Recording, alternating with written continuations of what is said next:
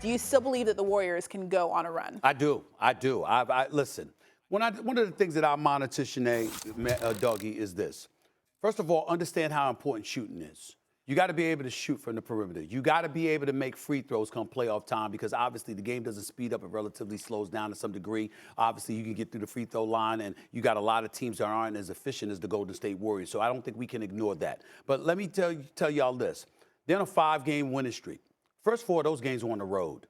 They won all 4 of those games. This is when noise was being made about the Houston Rockets, led by Ime Udoka, nipping at their heels. And all of a sudden, they go on a winning streak. And they Coach of the month, Ime. There we go, all right? So we got to pay attention to that. Do you know that the Warriors are leading everybody in defensive efficiency over that period of time? And basically 4 of the 5 opponents held to 100 points or fewer. We can't ignore that. Oh, by the way, the wonderful, the wondrous, the greatest shooter God ever created in Steph Curry, only averaging 20 points over this streak, but shooting 41% from three-point range, just like he had last night. He had 13 points on 5 of 18 shooting, but he still hit 3 of his 5 shots from three-point range. Other dudes are stepping up. I'm looking at Wiggins showing that he has a pulse. Draymond Green doing something for you offensively, and we know what he brings defensively.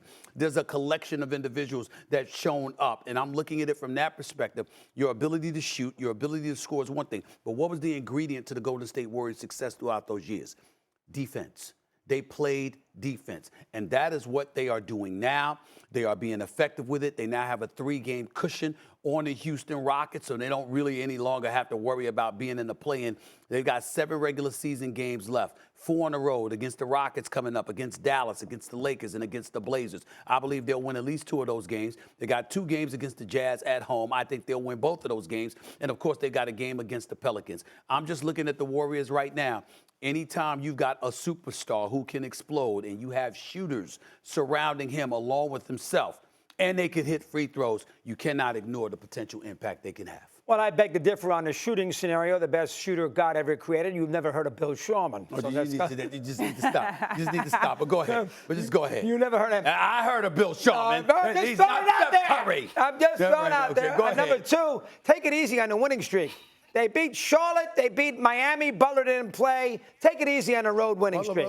Miami's decent. And he never plays anyway. Butler never plays these games. He'll play in the postseason. If he's not up 3, if he's 3-0, he'd take a day off. But yes, you're right. If he's 2, so that's number 2. And number 3, Steve, be careful here because look where they are in the standings. Okay. They are not going to overtake the Lakers because they're 2 back. You're right. They're going to get the play-in spot because they're obviously in a much better scenario than the Rockets are. They probably, to make the main body of the postseason, they're going to have to beat the Lakers in L.A., and then they're going to have to go beat the Sun King loser at the moment on the road just to make the postseason. Now, they got a good road record. They're 22-15. So they can, and Curry gives you a chance every game you play on the road because you can have one of those incredible shooting days. But think about it. They're 10th right now, and just to maybe play Denver in the first round, they got to beat the Lakers in L.A., the Phoenix King loser on the road, and then they get the Nuggets, most likely, in a 7-game series. I wouldn't say most likely. I mean, the Nuggets only a half game up on Oklahoma City and Minnesota with the same amount of losses. So I wouldn't say it's likely. Let's say they play Denver. Okay, let's say they won't. Well, don't give me that. You're ruining my argument. You interrupted me. L.A., Phoenix, and the Nuggets, they're going to lose to some of those teams. Okay. There you go. Go ahead, Sinead. Look, Stephen A., I really wanted to come on this program this beautiful morning. We're matching and keep that same energy, but I have to disagree with you because you prefaced your argument on the last 5 games by the Golden State Warriors. This is an 82-game season. And yes, you said that the defense has been better. It actually has.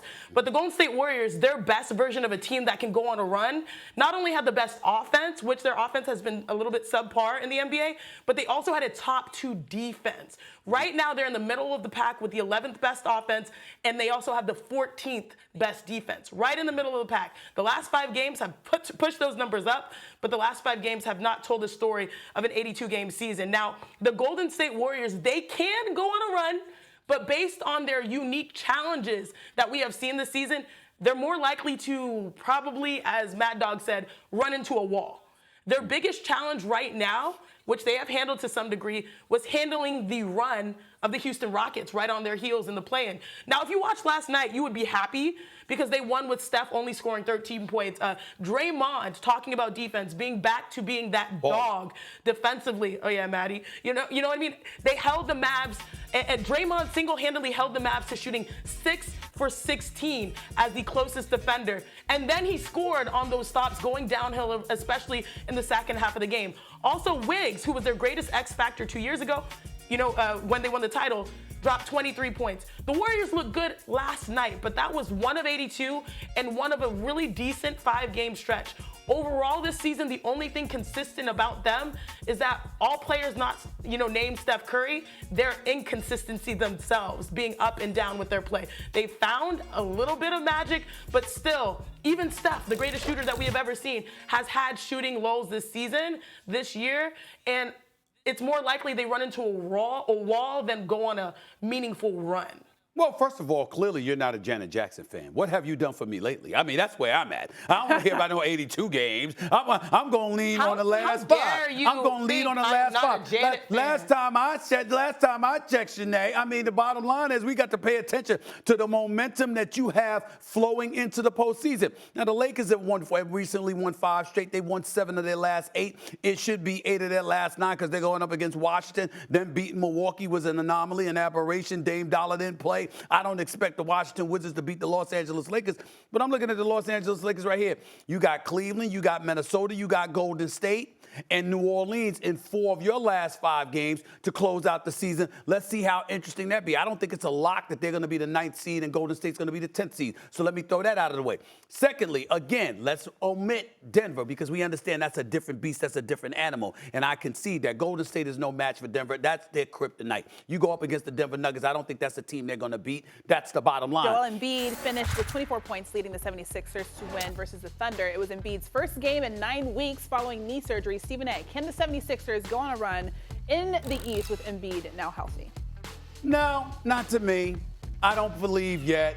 I want to applaud Nick Nurse, and by the way, Allen Iverson, just texted me, yeah, bro, I am looking pretty fly. He just texted me to tell me I was looking pretty fly. I just wanted to let the world know that my boy AI. What about the rest of everybody? My boy AI is watching First Take right now. He said his boy Stephen A. looking pretty damn fly. Thank you, my brother. Thank you, my brother. Here's the deal, okay? I look at the Philadelphia 76ers. I want to give props to Nick Nurse. I think that he's done an outstanding job considering the circumstances as the head coach for the Philadelphia 76ers. They've quickened their pace. We've seen the elevation of Tyrese Maxey. We understand that if Joel Embiid was there, the Philadelphia 76ers would be battling for a top 3 seed in the Eastern Conference. Without him, they're like 14-27, something along those lines. We get it. We understand it. I get it. My issue is that he's not 100%. He's not going to be 100%. And when I look at the Boston Celtics, that's a given. I don't care about Milwaukee's struggles. I think that they would have their way with the Philadelphia 76ers because Embiid is not healthy, even though he was out there last night. I think the New York Knicks, if Julius Randle and OG Anunoby come back, listen, forget Julius Randle for a second. If OG Anunoby and Mitchell Robinson came back, I still think that's enough to beat this 76ers squad. That's where I'm at with it, but it's really primarily because, Sinead, I don't have a lot of faith in the health of Joel Embiid. He's such a superstar talent. I just don't think that he has the legs to go through a lengthy postseason run. I don't see it. I see them going home once again in the second round at the latest.